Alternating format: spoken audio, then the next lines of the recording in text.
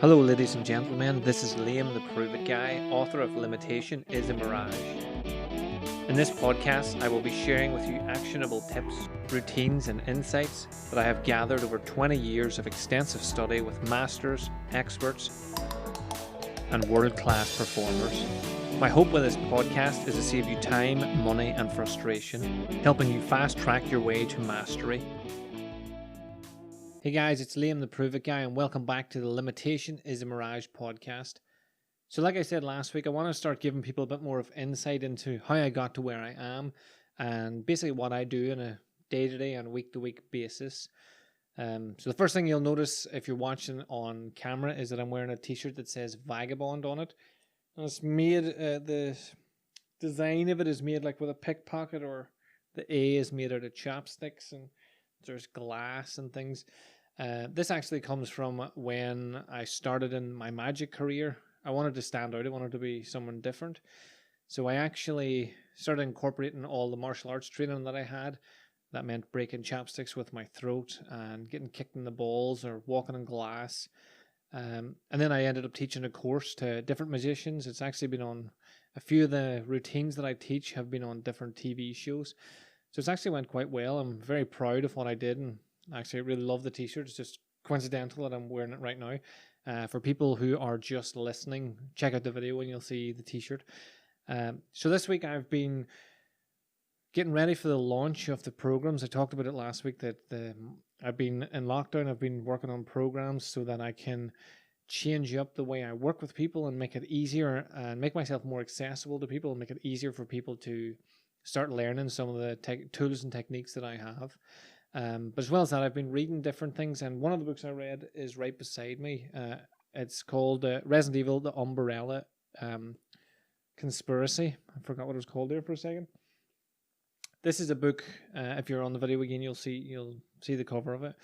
Neill gave me this book as a lend. It's the first book that I've read in years that has nothing to do with learning. He told me he got it. He sent me a video. He knew I'd be excited about it because I used to love the Resident Evil games, and I decided I would give it a read. And I ended up spending a whole day. I read one chapter one day, and then I read the rest of it on the next day. Speaking about Niall, actually, he is the guy who came up with the opening theme music and the wee trailer music at the end. The trails off at the end. So, get in touch with Niall if you want to get some music made, or if you just want to hear some good tunes. So Nell's my cousin, and he's been doing, every so often we'll work together on wee projects that I come up with, and he'll give me ideas and tips on what way the music should go, or music for different videos. So it's really good again to just be surrounded by such creative people, and I can always find someone that is good at some area that I'm not great at. The Resident Evil book, I really enjoyed doing that. Just it's, again, like I said, it's been a long time since I've just read something without an end goal in mind of learning a subject. So I just got immersed in it, and because I loved the game when I was younger, one of the guys I went to school with, Paul Kelly, he loaned me the game the first time, and I just thought it was amazing. And it's about zombies, and which I actually thought was what was Corona was going to be at the very start. I thought it was going to be great, and we're going to get to like live in a zombie apocalypse. I think I would thrive in a zombie apocalypse, but that didn't happen, thankfully, and we're all getting out of it now. So just when I was thinking about the book and how it related to my life, like I used to sit about and play computer games all night. I would maybe stay up to about 7 o'clock in the morning, then sleep all day, and then just do it again, just on repeat. So I wasn't very proactive in chasing goals and being positive and all the things that I'm known for, and that you're probably on this podcast to hear me talk about. And it made me think about the path that I've taken over the years and how I ended up in the places that I've ended up, and working with the people that I've worked with. And a question I was asked a few years ago, I was working with a different drug and alcohol addictions unit, and I've worked with different people individually, but this was actually a unit, and I've worked throughout the years now. I've worked with multiple people and people from different areas, and the first thing I say when I go in is I've never drank, I've never smoked, I've never taken any drugs. So, like, what the fuck am I doing here? What right do I have to stand in front of you and explain that I can help you with this, or that I have any idea of what I'm even talking about? And then I'm able to explain my different experiences. And the Resident Evil book made me think of one. Whenever I was younger, I was around a lot of drugs. But again, I never took any. I was lucky in the fact that I found martial arts around about the same time as everybody started to find hard drugs and alcohol. And just something in my head just said, if you start taking drugs and drinking, you're never going to be good at martial arts. I can't explain what it was. It wasn't something that was just bred into me. It just was a wee light bulb moment. And I thought, right, I need to train. So I would be out and people would be, we'd all be partying and they'd be taking drugs or drinking or whatever. And I would be doing like wee secret workouts all over the place. I'd have push-up stations and wee squatting stations and things just in the Grange Park or in the riverbank or anywhere that all the people that grew up with me will know where I'm talking about. The people just listening who don't, every town will have them. It's just somewhere where people meet up and street drink, basically. And there was one day I remember in particular, I used to always look after everyone. Whenever they got in too bad a shape, I would be the one that would, well, I was the only sober one, so it was left to me to look after them. And I remember taking one of my friends home, and he had taken something, I think it was acid or something, and took him home, and I didn't want him to go to sleep. Not that he would have went to sleep, but I didn't want him to go to sleep in case like he died or something. So I'd say we would stay up all night, and he started playing Resident Evil in the house. And in Resident Evil, you can run, but you run very slowly. And I sat for hours watching this guy play it and walk. He never ran anywhere, he just walked. And eventually I said to him, like, just run.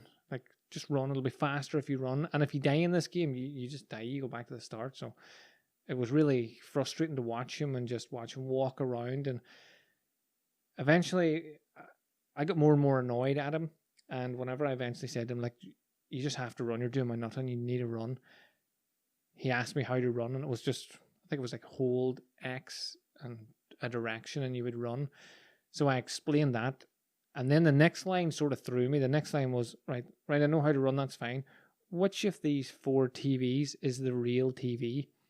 And that sort of just blew my mind for a moment. I was thinking, I'm sitting here watching him walk around, not having a clue where he's going or what's going on, and he is actually seeing 4 TVs. And that was when I started to look more into why people take drugs, how people end up addicted, what way that it works with the mind internally and physically, just what happens. Because his perception of reality and minds were completely different, even though we were in the exact same place. If someone had been looking from the outside or in the window or something, they would have seen exactly the same scenario, but in his head, 4 TVs was happening and his character was running even though he wasn't running. And in mine, it was just this guy doing my nothing because he wasn't just running the character. So because of that started to give me a better understanding of what's going on. I used to just think people took drugs and then they just felt good and everything was great and then the drugs wore off. But in actual fact, like there was some crazy stuff going on. So whenever I started getting into hypnotherapy and learning about the mind that way as well, and I started as a street hypnotist. So doing like sticking people's feet to the floor or making them laugh or forgetting their name or thinking people were celebrities or just pretty much whatever you wanted to get people to think. If you worked at it, you could get that to happen. And what really made me good at that was that in my head, if drugs could alter the way people think and the way they perceive the world around them, then that's just their mind thinking that and creating it.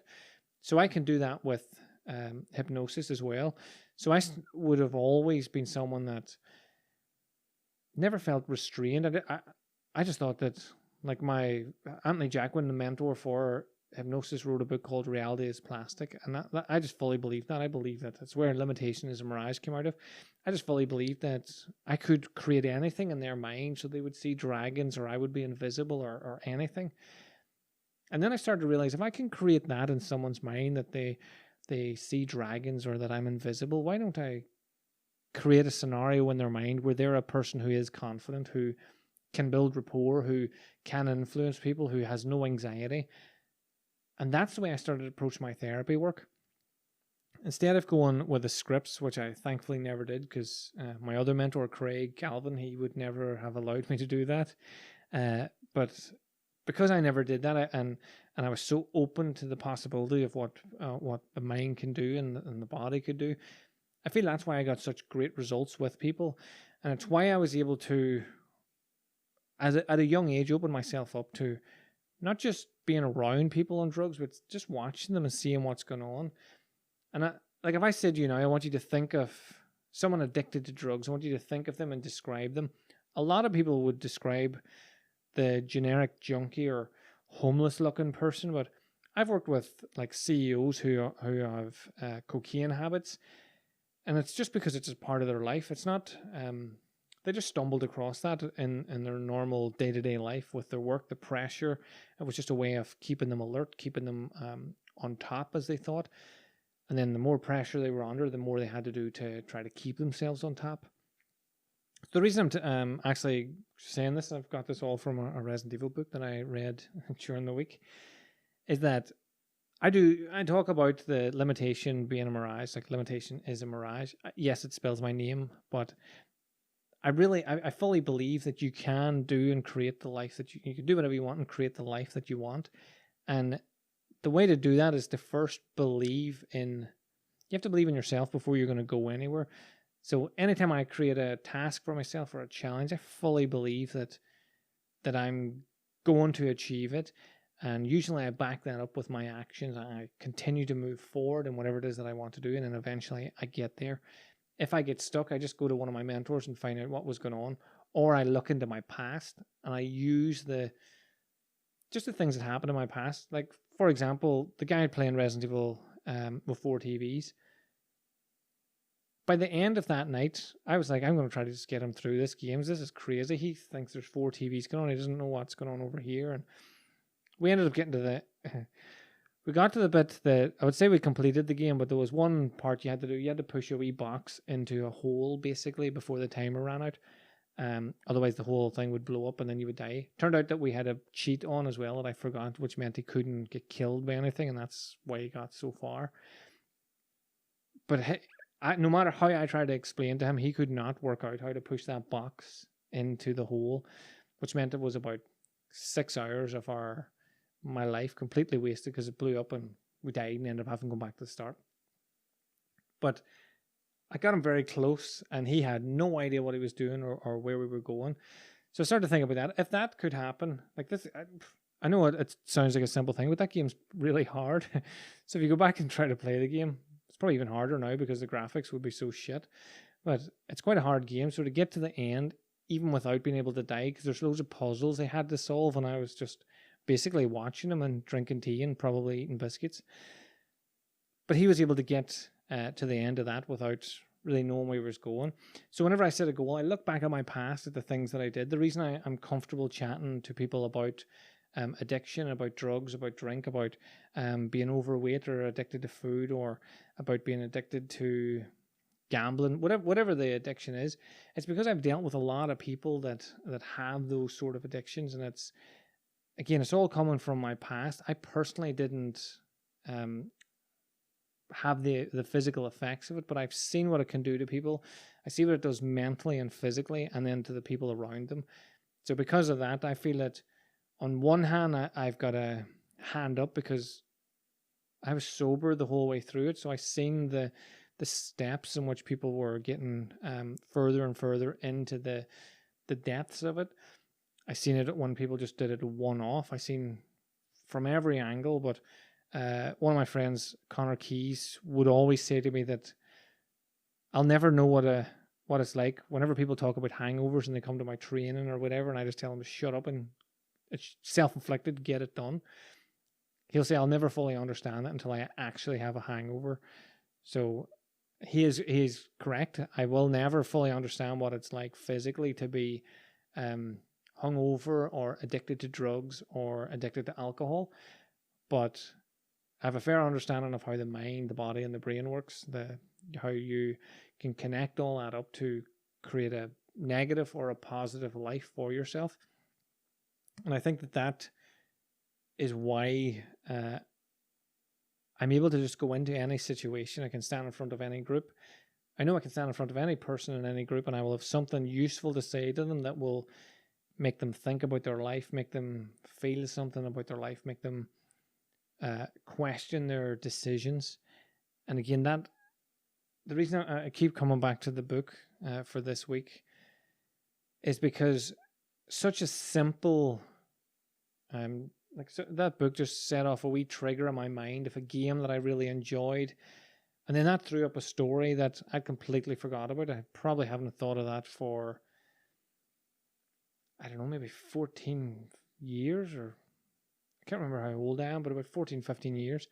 And it just sent me on a wee tangent for the next day of how I got to where I am and the things that I do. So that gives you a bit of an idea of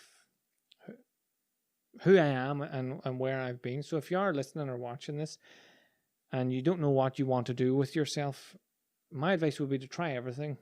Like, I didn't know what I wanted to do when I was younger. I knew that all my mates were getting into drugs and drink, and I just got into martial arts. That was my first direction, but I had no real path. I didn't know that I wanted to be a speaker, that I wanted to make podcasts and make content for people to consume. I didn't know I wanted to try to better people's lives. I just knew that I like kicking ass, and was something I wanted to learn more about. So over my life, I've done some crazy stuff. Like, I've taught magicians the vagabond thing, from going from just randomly learning magic when I was in London with Steve at about 21. I've consulted for TV shows. I've actually been on TV shows. I've seen a film I was in recently where Batman's teacher, Liam Neeson, forgot his name for a minute, and it's the same as my own, well, only the first bit. So I went on Ninja Warrior. I've done loads of random things with my life because I feel that if I try, the more I try, the more that I will either learn. I'll learn that I don't like that and that's gone. I don't need to worry about that. Or I enjoyed it, but I need to do something along those lines. And that's why I ended up being a speaker the way I am and a magician the way I am. I started like everyone else. I started doing just birthday parties. Actually started doing kids parties as well. And then I worked nightclubs and hotels and weddings, and then I ended up doing corporate, and then I realized that I like to take everything that I learned from there and put it into the corporate market, because that's what I like to do.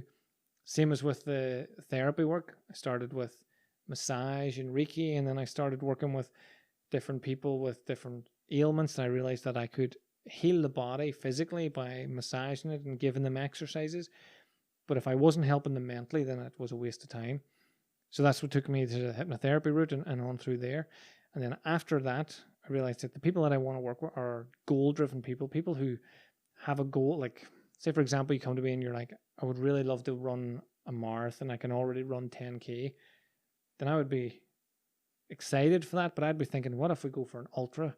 Or if we add something to it to make it a wee bit more challenging, because loads of people have done marathons, and fair play to them. I've never done one. I do not like running, but a marathon's an amazing thing. But if you really want to challenge yourself, you could go for something. I feel you want to take a challenge that's higher than most will go for. So a lot of people listening to this would think a marathon will be a good challenge. But if I said I want you to do an ultra, most people wouldn't even know what an ultra is. But doing an ultra would be like a challenge that you would drop out most of the other people. So whenever you succeed at a challenge that is even higher than the one that you originally went for, then to me it's just an amazing accomplishment. But it also just makes you feel really amazed at what you can achieve and impressed by because you have to work at it, so you're impressed by your workflow and your consistency and the ability to just keep yourself driven to move forward. So I just sort of wanted to bring that up today, give a wee bit of background into what I do, and just give you an idea of the kind of direction I was going in life and to where I've got to now. So thanks again for tuning in. If you have any questions, please feel free to reach out to me. If you want me to touch on any subjects, let me know as well. And share this with anyone that you think it would resonate with. And I will speak to you on the next podcast.